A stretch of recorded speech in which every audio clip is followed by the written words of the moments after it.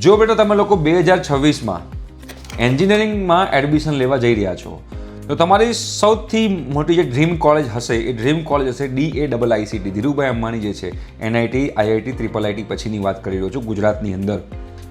તો એ DAIICTમાં તમારે એડમિશન લેવું તો કયા કયા રસ્તાથી તમે લોકો એમાં એડમિશન લઈ શકો છો એવું તમને આજે કહેવાનો છું. અને તમારે બેટા 2026માં free of cost GUJCET board JEE નીટની પ્રિપેરેશન કરવી હોય તો સ્ક્રીન ઉપર એક નંબર આવે છે, એ નંબર પર તમે લોકો અમને કોન્ટેક્ટ કરી શકો છો. વોટ્સએપ મેસેજ કરવાનો છે તો અમારી ટીમ જે છે તમે લોકોને ગ્રુપમાં એડ કરી દેશે. 2026 માટેની વાત છે આ. DAIICTમાં તમારે એક તો ઓલ ઇન્ડિયા કોટા થ્રુ તમે લોકો એડમિશન લઈ શકો છો. એમાં તમારે JEE મેન્સની એક્ઝામ આપેલી હોવી જોઈએ છે, એના થ્રુ એડમિશન થાય છે, જેમાં ઇન્ડિયા લેવલના તમામ સ્ટુડન્ટ્સ એમાં પાર્ટિસિપેટ કરી શકે છે.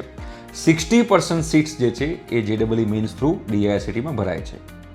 એના પછી તમે ગુજકેટ પ્લસ બોર્ડના બેઝ પર, બોર્ડ કોઈ પણ હોય, CBSE બોર્ડ હોય, ગુજરાત બોર્ડ હોય, એનું કોઈ મેટર કરતું નથી. ગુજકેટ પ્લસ બોર્ડના રિઝલ્ટ ઉપર જે છે 25% સીટ્સ એમાં ભરાતી હોય છે, જેમાં તમારે 50% ગુજકેટના પર્સન્ટાઇલ અને 50% તમારા બોર્ડના પર્સન્ટાઇલ જે છે એ કન્સિડર થતા હોય છે.